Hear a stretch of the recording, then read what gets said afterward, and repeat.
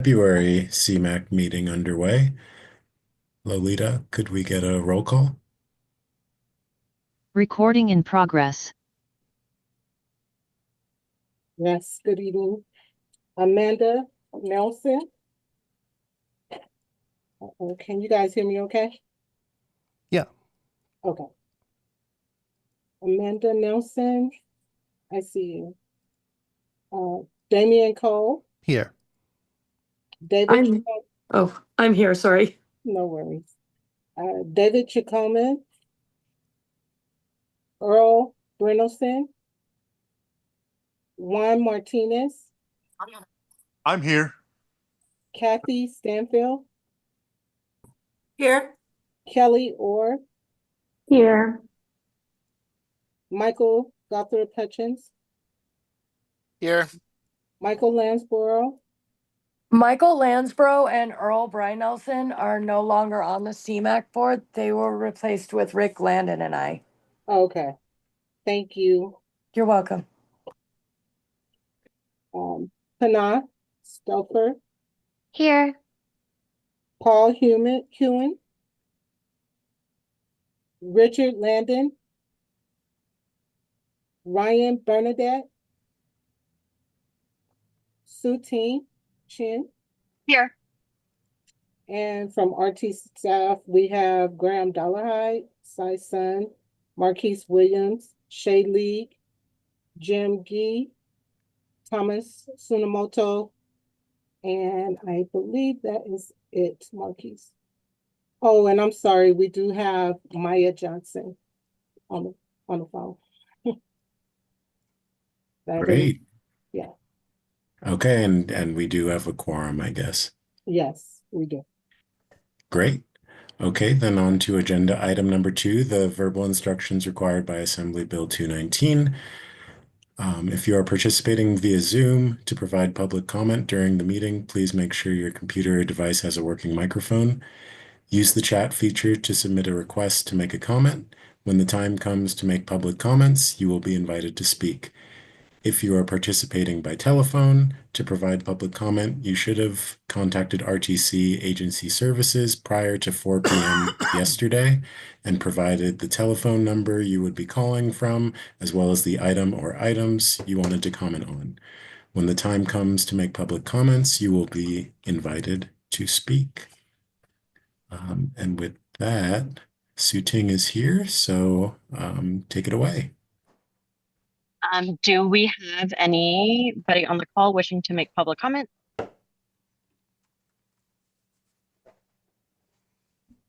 Fine, this is what I like. Scan for faces and then, oh, Maya. Hi. So I'm dropping in because I took a look at the agenda.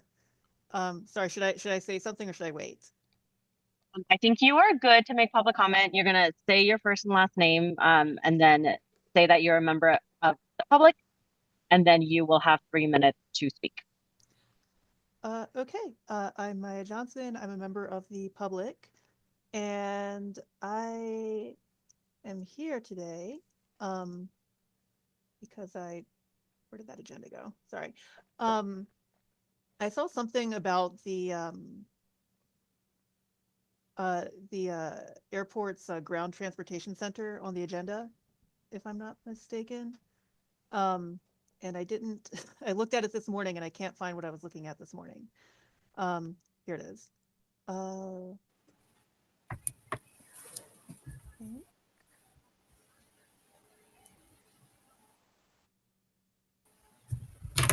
Sorry.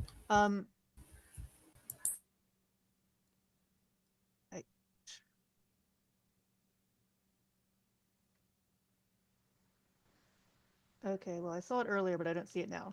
I just want to make sure that, so I'm still kind of digesting the airport's plans for its new ground transportation center, and it looks like it's going to go in right about where on Terminal Way the current RTC Route 12 bus stop is. And I would like to just do everything possible to ensure that bus services are integrated into that somehow, and it's not just still a bench on the side of the road after they go through all of that. I don't see anything in any of their plans that mention public transit at all in any capacity. But I saw something on the agenda that looked like there was some kind of involvement of RTC in that. So I'm here just to keep an eye on that. And here it is, under review discussion, Turnal before Air Motive Turnal before Villanova, Reno Airport Consolidated Rental Car Facility for future ongoing improvements. So I just really want to strongly encourage like a nice, comfortable way to catch the bus to and from the airport as part of that. And I hope that it doesn't just end up still being a bench on the side of the road when all that's finished.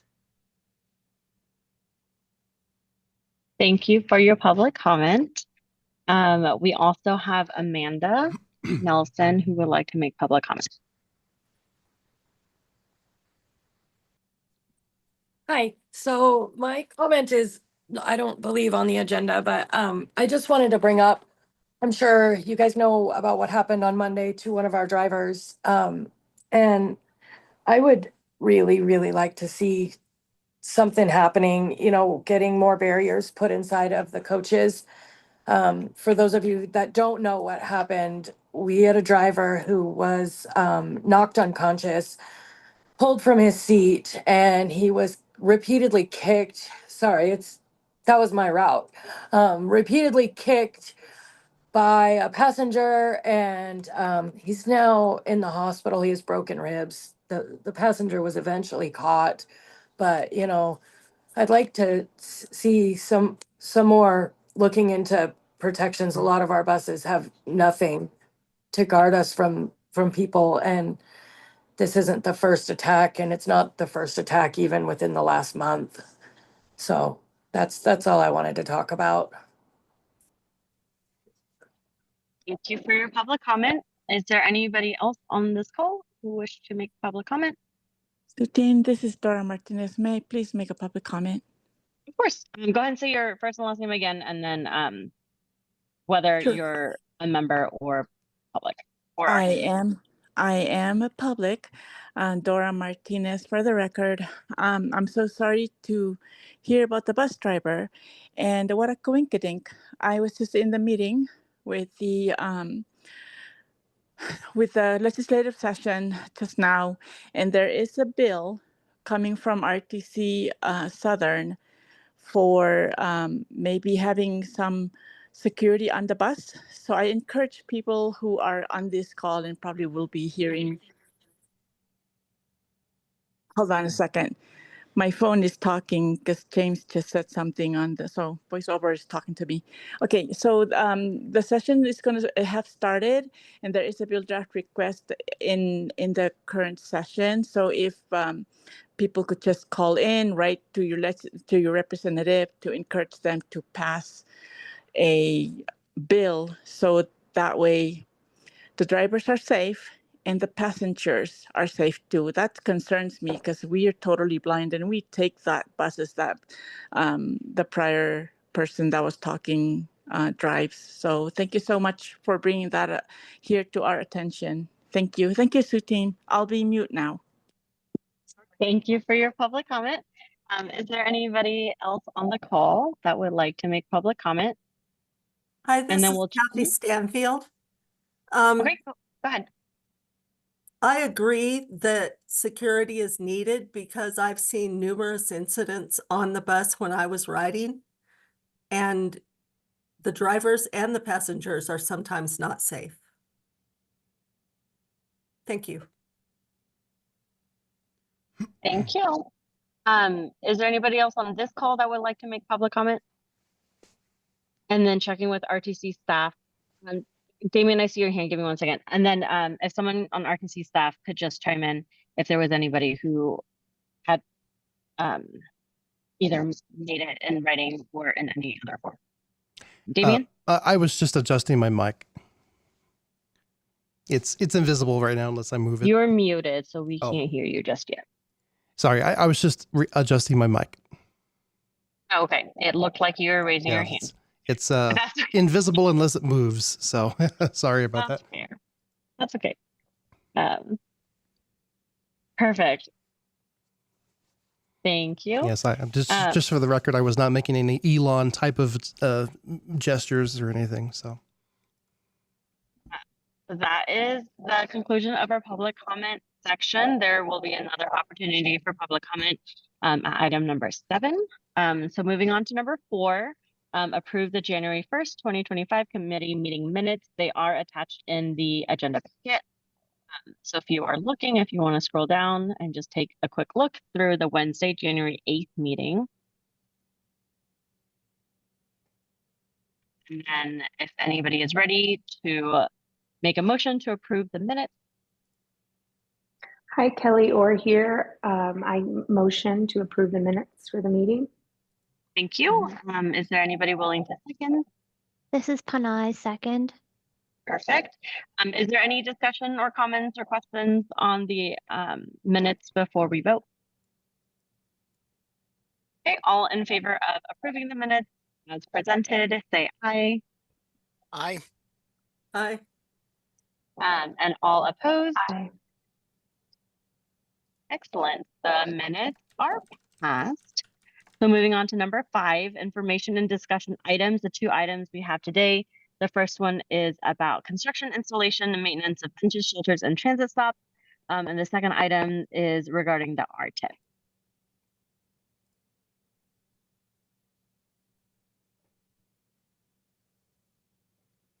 I can't see on my end who was presenting what. So Oh, I'm presenting. There we This is Sai. perfect. RTC. Thank you. Wonderful.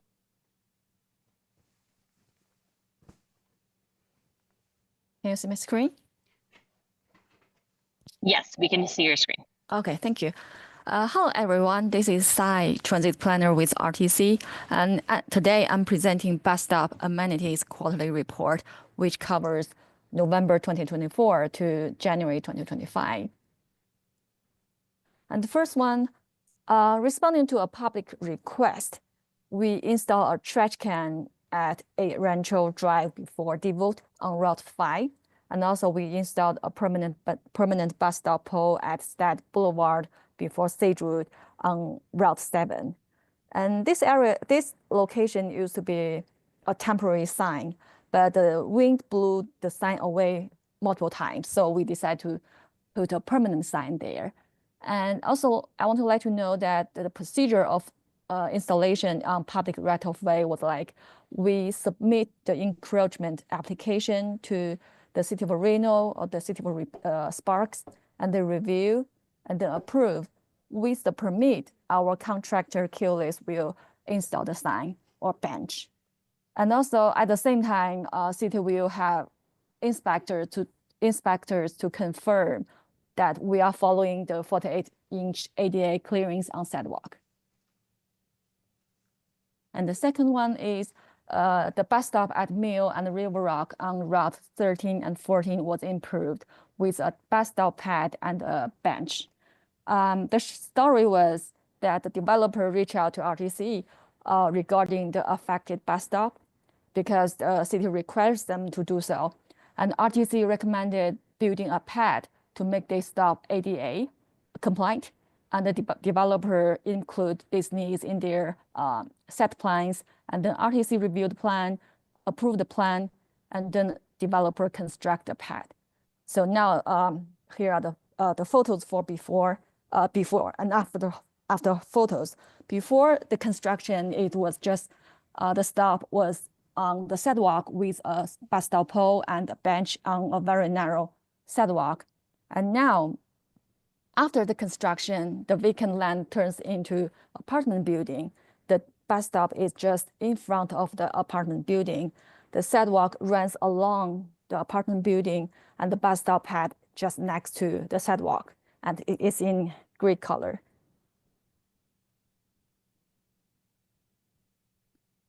As we mentioned in previous meetings, we will have new real-time BRT signs at our BRT stations.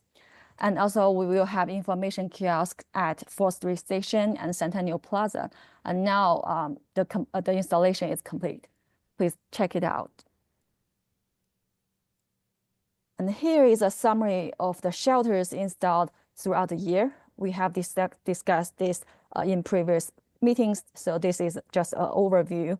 And in total, we installed 8 shelters in 2024.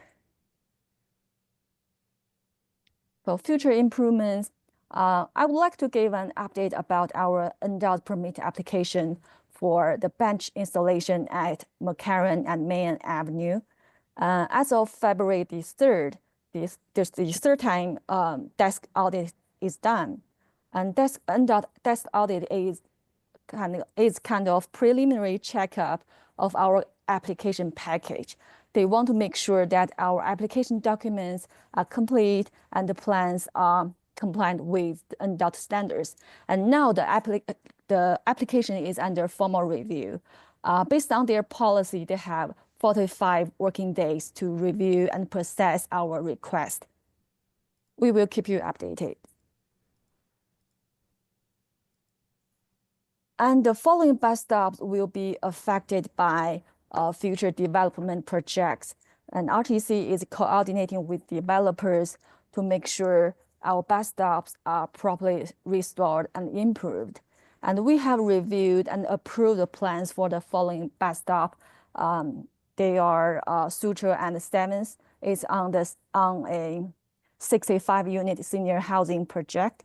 And also East 2nd and Locust is on Reno Sikh Temple project. And the following 2 bus stops are still under review and discussion. They are Terminal before Air Motorway and Terminal before Villanova. It's on Reno Airport Consolidated Rental Car Facility project. And also the stops at the GSR is part of GSR Arena project. And please note, these projects are not RTC projects. Like the Mill and the River Rock bus stop I introduced today, the city required developers to coordinate with RTC regarding any bus stop relocation or improvements in their project boundary. And also, we don't know any timeline for this project. So this means I cannot see when to expect the renovated bus stop, but we really want to give a heads up to the public and also provide opportunities for comments on projects that are still under review or discussion. And also thanks, Maya, your comments I received is really great. We will try to reach out to airport or other agency and see if it is possible to integrate our transit lines with other ground transportation options. Thank you. And this is what I got for today. Thanks. Thank you. And Marquise, I'm just confirming we're good to discuss and ask questions in this section. Is that correct? That is correct, yes. Perfect. Are there any questions that anybody has or comments regarding this presentation? Damien? Yes. Thank you for the presentation. Small question about the stop on Mill and River Rock. If you could go back to that picture real quick, I noticed that it looks like there was some fresh yellow paint there for a loading zone. That seems to be directly in the path of where the bus would stop. Is that loading zone for the general public or is that for the bus? The yellow zone is for the apartment building. Guys, I have a comment on that too. Okay. I have a lot of drivers complaining about that. I went and checked it out. There is no real entrance on this side of the building to where they even really need a loading zone. It's on the other side, the south side of the building. That loading zone always seems to have cars there, and the buses are complaining quite a bit that they're having to nosedive in to pick people up. And they were requesting that we could make that whole curb red. I'm not sure if that's a possibility, but it's been a numerous request. Because it looks like there's a sign there that says no parking. And so I'm wondering if that loading zone was left over from when it was, because that used to be a parking lot, this entire area here. So I'm just wondering if maybe just like a tailbone that needs to be cut off, so to speak, maybe it's just old tissue. So yeah, I know that the city of Reno usually handles painting of the curbs. So maybe, if you could approach the traffic engineering division, maybe they can fix that up. Thanks for your comments. Yeah. Michael? Yeah, this is only kind of tangentially related, but the update about the stop at McCarran and Mayan made me think about it. Your 11 buses are still, at least the ones I've seen, keeping the downtown Reno header all the way until they reach McCarran and Mayan, and then switch to downtown Sparks. And I'm assuming it's a similar situation on the other end, past Centennial. And for the most part, that's not that big of an issue, except for in Summit Ridge, where it's doing that kind of awkward loop. And I know that I've had times where I've almost gotten on the wrong bus because I see a bus with a header that says downtown Reno and think that, oh, it's going to 4th Street. And I got on the wrong side of the street because I can never remember which side is which. And fortunately realized that, I am on the right side. That's just a driver that still has downtown instead of, I don't even know if there is a different header for the buses, but like I said, they're very glitchy. Yeah. They change very when you glitchy get up to there. Walmart. They change from downtown Reno when you get to Walmart Yeah, because that's the end of route. And you will know on Sky Mountain, Sky Valley, all that area, every stop does tell you which direction that stop is going. So you may see a bus coming the opposite direction with the wrong header on it, but if you're at that bus stop that says it's going to Walmart, it is going to Walmart. That was that was kind of the your question I had.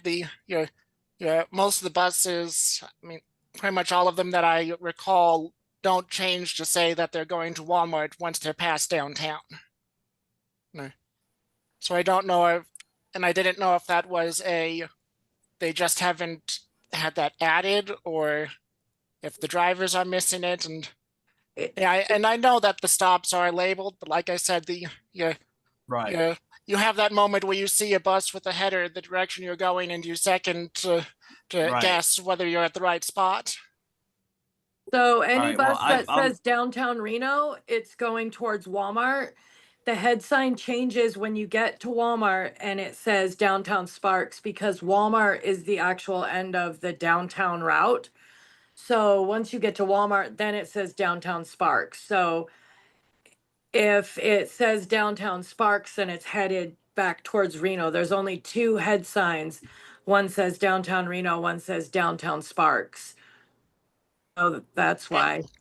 All right, and so that might be a suggestion that perhaps they be updated to reflect the new end of line at Walmart on the west end, and Prater and McCarran roughly on the east end. I almost never go past Sparks, so I haven't paid attention on that side. Okay. Yeah, so that's kind of tangentially related, but talking about McCarran and Mayan stop made me think about it. Thank you. I was trying to find my own raise hand button, but I can't. So if anybody else wants to speak, go ahead and raise your hand. I just have a question about this picture that we have up. Can somebody just explain to me how the bus and bike crossing should look like here? Well, the bike lane is in front of the bus. So the bus would park beyond the bike lane, which is kind of unusual, but okay, so I just want to make sure. So buses are checking for bikes.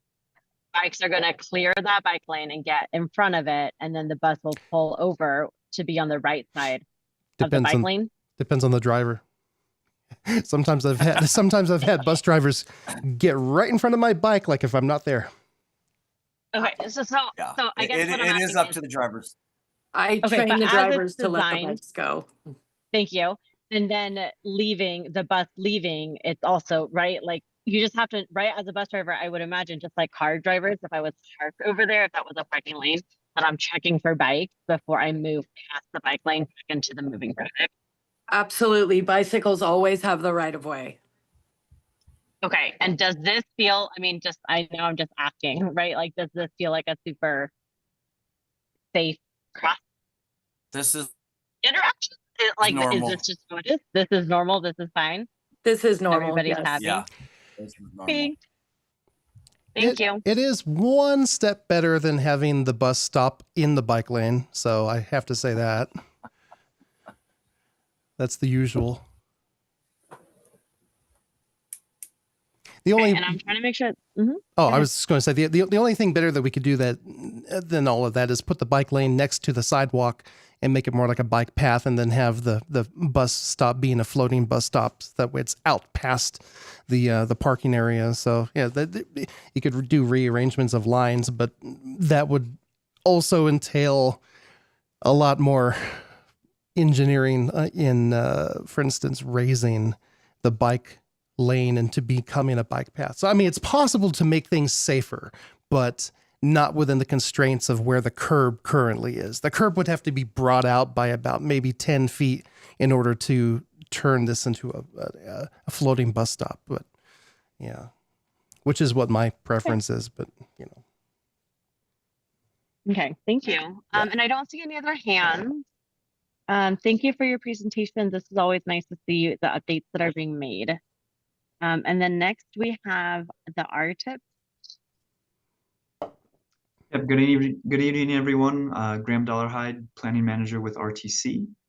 I'm going to share my screen here for my presentation on the proposed amendment number 5 to the regional FFY 23 to 27 Regional Transportation Improvement Program, or RTIP. So the RTIP is a federally required program of projects document. It is fiscally constrained and includes all federally funded projects or and all regionally significant projects, regardless of funding source, and carried out by any agency within the Metropolitan Planning Organization, or MPO boundary. So you'll see oftentimes in the RTIP projects that are led by RTC, but also by other agencies such as NDOT or City of Reno or City of Sparks. So the RTIP is again, it's a short range document, and it is meant to sort of accomplish the goals identified in the long range planning document, the RTP as we call it, by carrying forward the projects from the RTP into the RTIP. Again, that is where projects are programmed and obligated for funding expenditure. The project funding amounts in the RTIP, it's also important to understand that the RTIP does not function as a reconciliation document, so the programmed amounts do not need to be amended retroactively to match actual expenditures. So that's why a lot of times you'll see in the RTIP a lot of round numbers instead of numbers to the dollar. A lot of the cases where you see projects to the exact dollar amount, that is done in order to match agreements with NDOT, which I'll talk a little bit more about here shortly. So this graphic is just a really high-level simplified overview of kind of the process flow of how projects go from sort of inception to implementation or construction. So the first little bubble here is the Regional Transportation Plan, or RTP, which is our long-range document. Projects are initially identified in this document, which is also fiscally constrained, and then eventually they flow into our short-range program of projects document, the RTIP, where funding again is programmed and obligated. So again, all of our federally funded or regionally significant projects are there. The fiscal constraint in this case is all funds that are known or reasonably expected to be had and available for these projects. And then so once they're programmed and obligated, these projects flow into our street and highways interlocal cooperative agreements. This program essentially gets them under contract, oftentimes with NDOT again, and then eventually that allows the project to be constructed or implemented. So this particular RTIP, the iteration that we're with now is the FFY 2023 to 2027 RTIP, which was adopted in August of 2023. We've since had 4 approved amendments. This again represents the proposed 5th amendment to the RTIP, and the RTC typically adopts a new RTIP every other year, kind of in a 2-year cycle. So we plan to do that later this summer, at which point we will move into an FFY 2025 to 2029 RTIP. So we'll drop off these past 2 years that we've had where projects have been again obligated and or completed, and then roll in the next 2 years worth of projects that will flow out of that long range document, the RTP. This particular amendment, proposed amendment number 5, is necessary to consolidate projects, add a new one, and then update others. So jumping into the details of each project in this proposed amendment, again, any project that I don't go over here, they're still going to be in the RTIP. They just won't be touched or amended or changed at this time. They might be later, but at this time, only this handful of projects that you're about to hear about are the ones that we're changing. So the G751 bridge replacement project, this project is being removed from the RTIP. Never fear, the project itself isn't going away. It's just being consolidated and rolled into another existing project in the RTIP that you'll hear about later, but it is essentially the I-80 East widening project that this will be rolled into. The Sun Valley Boulevard Corridor Improvements Project, this is being amended. It is an RTC project. It is being amended to increase the total project cost. This is also being done to sync up with an agreement with NDOT. The agreements with NDOT, they require the RTIP to match project scope and budget and timing exactly as it's stated in the agreement. Has to be reflected exactly the same in the RTIP. So this is an instance of that where this project is about to go to an agreement with NDOT, and so we're just sort of truing up the numbers in this project. So you'll see that happen oftentimes. Next project is the I-80 East pre-construction project. This is the one that I mentioned earlier, where that bridge project is being folded into this project's scope. But additionally, this project is being amended to add federal funds to the design phase. Previously, there was only state funding in that design phase of the project. So now we're adding federal funds to the design phase. Next is the State Route 445 Pyramid Way 3R and ADA project. This project is being amended to increase the total project cost, and then also to move the project from FY26 to FY25. The cost increases in this case are a result of just standard inflation increases since the time that this project was originally scoped. The US 395 North Valleys Preservation Project.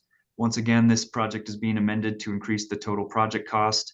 The increases in this case are also a result of inflation and general increases since the time that it was scoped, but also because it is now going to be utilizing a different paving process. So that changed the price on this as well.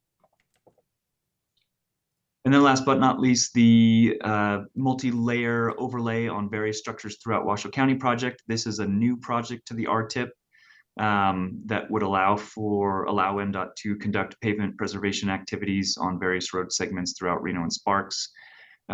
This project would actually typically not be in the RTIP because it is not considered regionally significant, and it would typically be funded without the use of any federal funds, just typically state funded. But so you would not typically see a project like this in the RTIP, but because of state shortages of funding, they had to federalize this project. So following our standard public participation process, this proposed amendment is now under an open public comment period, which opened January 29th. It closes February 18th. It was advertised through multiple media outlets, including the Spanish language newspaper. Obviously, we're presenting to our advisory committees ahead of a public meeting that will be at the RTC board meeting on February 21st. At which point the proposed amendment would have to be approved by the RTC board, as well as the state, and then also federal agencies in order to be fully approved and eligible for implementation and obligation of the funds. So with that, I will take any questions. Thank you.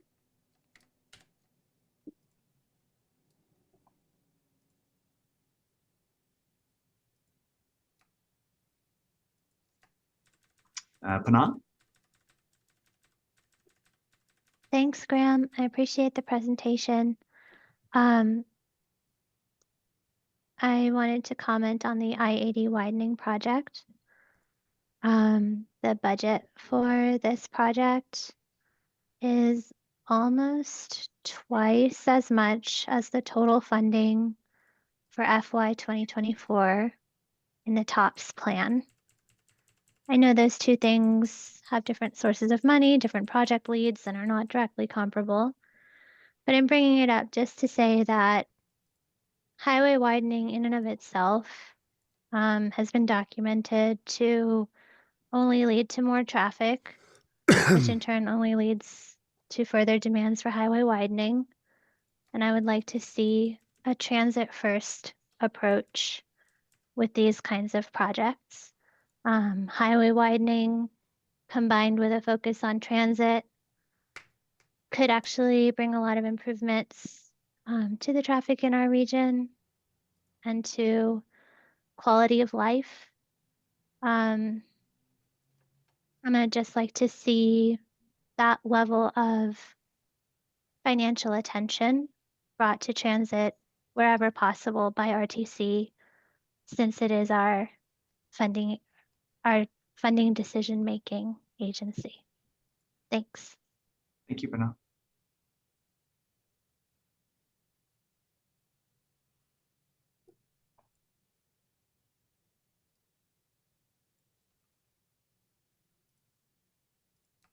I keep scrolling. I'm just checking to make sure I didn't miss anybody.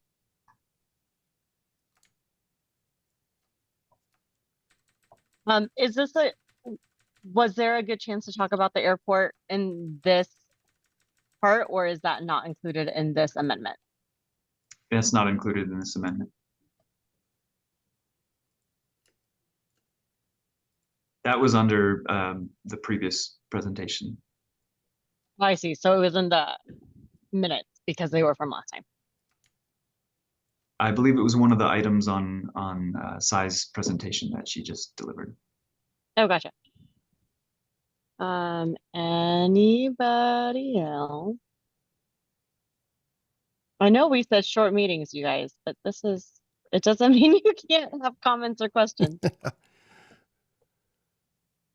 Okay, thank you, Graham. Well, this is Damien. Yeah, the only thing I can think of is you mentioned that because it's federal funding, it suddenly came into the purview of RTC. Is that what I understood?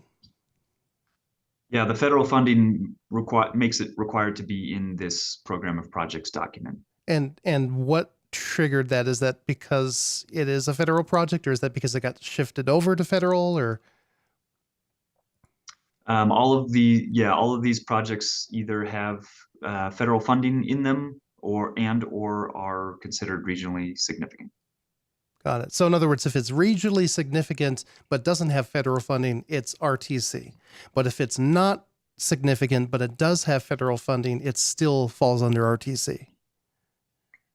No, that's not necessarily true.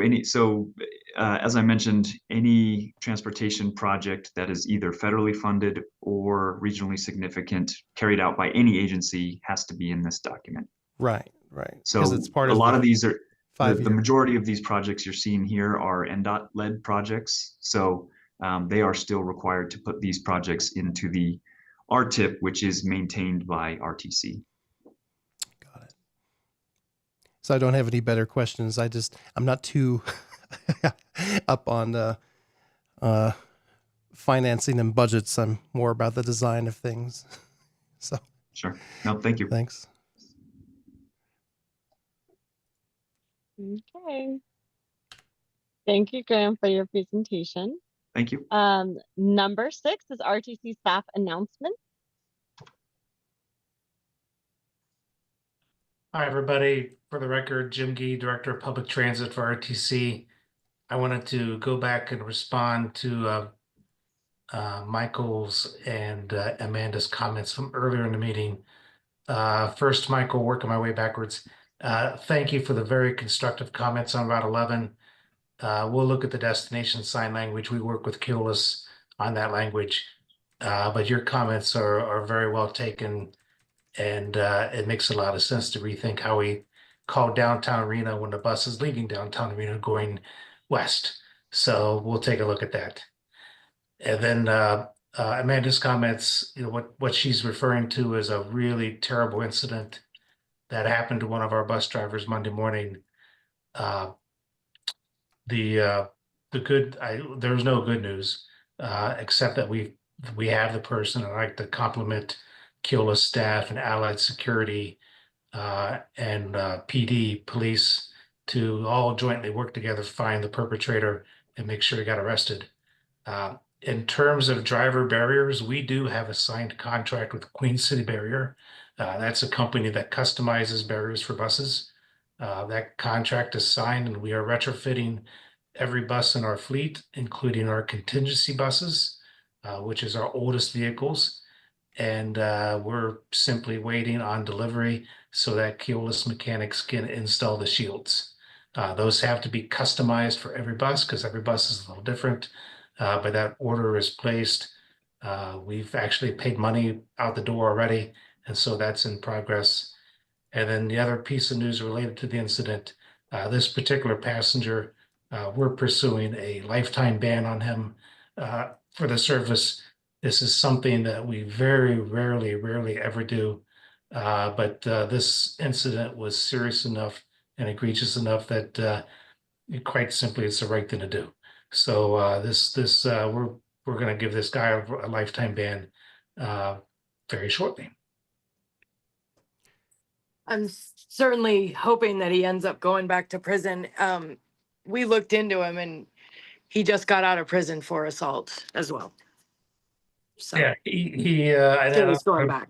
I don't want to get into great details about the incident or him in particular, but needless to say, he's not on the street right now, and I don't expect him to be anytime soon.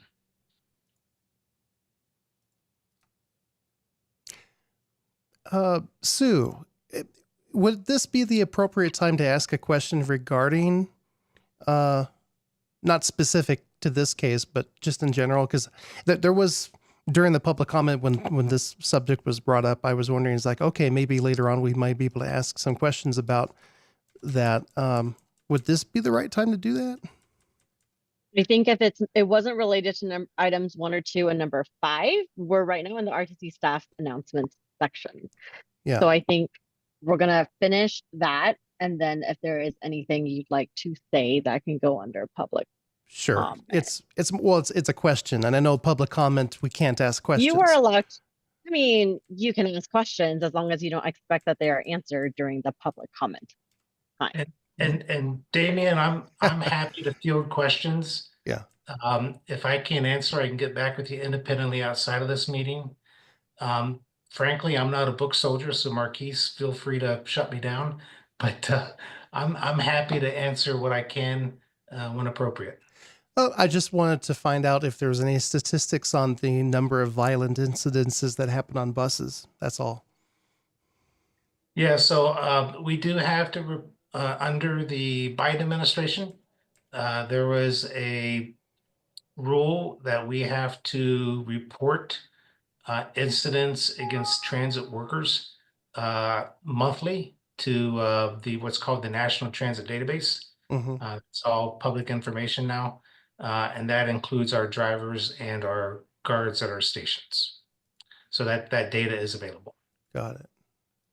I just wonder if this is like a common occurrence. Like, I mean, I've ridden a bus for years and I've never seen a violent incident against a bus driver before. Is that something that's going up in numbers? It is not common, but it is still, anything more than 0 is terrible. Yeah. I will tell you that my 31 years of public transit, this is the worst incident against a driver that I've seen personally. This one was terrible. Yeah. Normally it's much less than this, but anything more than 0 is terrible. So, yeah, we're gonna do what we can to make sure we put the barriers in for the safety of our drivers, and also take the appropriate action against passengers to reinforce that really we have no tolerance for this type of behavior. All right. Thank you. Are there any other RTC staff announcements? Thank you very much, Jim, for the update. Yep, thank you. Number 7, public comment can pertain to matters both on and off the agenda. Comments are to be made to the committee and not to individual members or staff. Committees may also provide comments. Public comment is limited to 3 minutes. Is there anybody who wishes to provide public comment? Damien and then Amanda. Damien, go ahead. Okay. Could I share my screen momentarily? Because I just made something to respond to what you were saying earlier. Let me see if I can do that real quick. Give me one moment. I was working on this while everything was going on. Does it? Yep. Can you see this? So there's a couple of different options for making it safer and easier for buses to pull in and out of bus areas. On the right here would be where you have bike traffic. Let me just make a circle here because my cursor is probably very small in comparison. So let's imagine that this red circle here is a bike, oversized, but you get my point. If you put the bike path next to the sidewalk and then put all the, decorations and everything next to it, the bicyclist would move up like this, and out here where the red circle is now, that's where the bus stop and bus pad is. So therefore this bus can move in and out without being in the way of the bike path. It does get slightly more complicated than having what I have on the left side, which is put a bike path, a double direction bike path on one side of the road, where you have all of that mode of traffic in one place, and which is very common. RTC has done this in several places, including like on Sparks Boulevard and things like that. It would be off the curb. In other words, it would be on the same level as the sidewalk. So it's not part of the road, so to speak. It's off to the side of the road. And therefore you would have 10 feet of bikes and then like 5 to 10 feet of walking space, depending on how much there is. I was just taking a look at the Google Street Map view, and there's actually more room than what I have depicted here. You actually have enough room to where you could have parking next to travel lane. So imagine like this right here is expanded out like so. So there's several different options. Either way, it handles the conflict points between buses and cars and parked cars and things like that and bicycles a lot better, but politically speaking, much more complicated because it requires a rethinking of the way that streets are made. You have to redo the engineering guides. You have to redo, in some cases, drainage, things like that. So there are options. Anyway, just wanted to show that to you, it's possible. It's possible to have better facilities than just putting a painted bike lane out there in between parking and moving cars. So that's it. Thanks. Amanda? Yeah, I just wanted to bring up one more bus stop issue. There is a bus stop on Sierra Center Parkway. It's at campus. It would be on the Route 56 outbound, so it'd be in front of Target. There, it's all grass.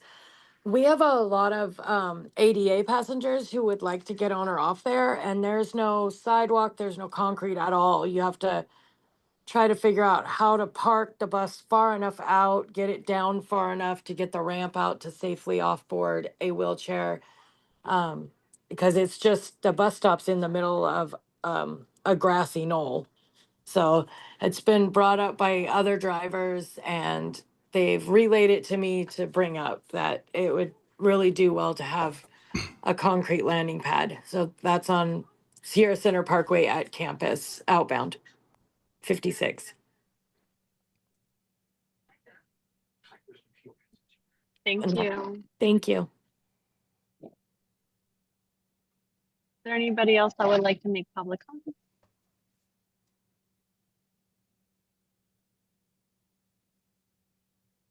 Excellent. Marquise, I don't know how flexible we are. Is there just anything else that people here need to know about that may or may not be public comment? No, nothing else from my end. You want to give us a preview about what's next month? About what's on this agenda next month? Oh, we will get that information to you as soon as possible. At some point in the coming months, we'll be presenting the neighborhood network plan for Central Reno, which is in its we're over the hill, so to speak. So we're in active transportation planning. So that's something to look forward to here soon. Yeah, Marquise, I think we'll shoot for April on that one. I don't know that we have anything pegged for March at this time. Yeah, and we do have the board retreat in March, so Correct. I'm not sure that there's a chance that we won't have this meeting in March. So actually, that's a good update. Yep. Awesome. Go ahead, Hannah. I know. Thank you. Oh, no, that's okay. I saw on TV and I heard Dora mention that there was Transportation Lobby Day this week.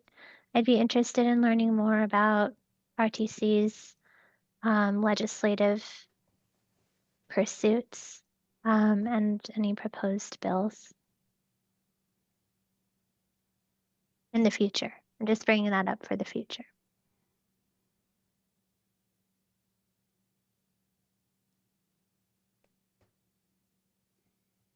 Well, thank you.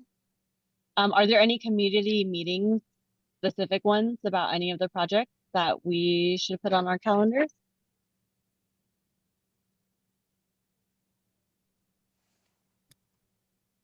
We have a couple for the active transportation program for those interested in the Central Sparks area. We do have a couple of events, pop-up events that we're holding. And so the Central Sparks area is from El Rancho to Vista, east to west, and then from the Truckee River up to kind of just south of Los Altos, north to south. And so if anyone does have comments or would like to talk to us in person about that neighborhood, you can find the exact event dates at rtcwashoe.com/neighborhood if you click that Central Sparks link on that page. Other than that, I'm not sure. Graham, do you have any public meetings coming up? No, those are the two. I think we have two in February, if I recall.